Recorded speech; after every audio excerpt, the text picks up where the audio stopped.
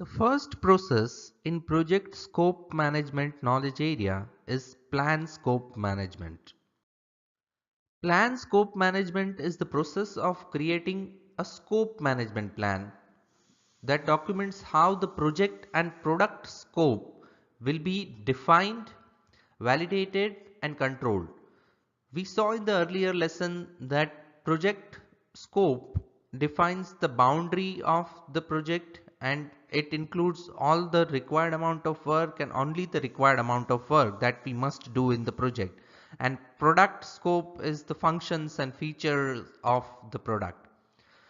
So in planning scope management, we aim to create scope management plan. So for that we require documents such as project charter, because it would have all the high level information regarding the scope, what we must do in the project. Then few components of project management plan such as quality management plan and then development approach, and those documents would be needed from the project management plan.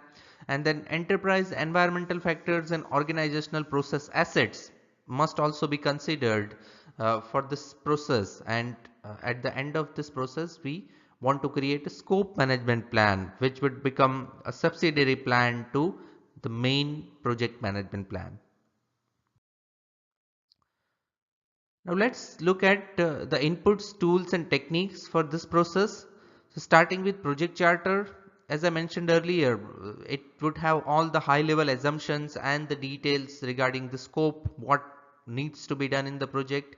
Then project management plan, three components from there. Quality management plan, which talks about how the quality would be managed, how the customer satisfaction would be achieved, and how the overall project quality would be tracked, planned and managed. Then project life cycle description. Project life cycle is a series of phases through which the project goes through, and the description pertaining to that, what kind of phases the project would go through. Then development approach, which kind of development approach is going to be used in the project, such as whether it is agile or waterfall or hybrid, or what kind of development approach would be used. Then enterprise environmental factors and organizational process assets must also be considered. Tools and techniques, expert judgment is always like tool and technique, like other processes. Then data analysis, alternative analysis, we saw alternative analysis is like identifying the appropriate corrective action and preventive action, or probably the combination of the corrective and preventive action. Then meetings, that's also one of the tools and techniques. So at the end of the process we get scope management plan as an output and requirements management plan.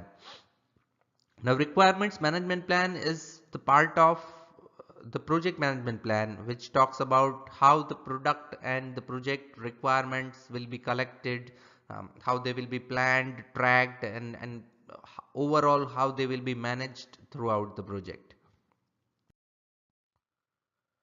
So this ends the explanation about this small process, plan scope management. I will see you in the next lesson. Till that time, thank you. Bye.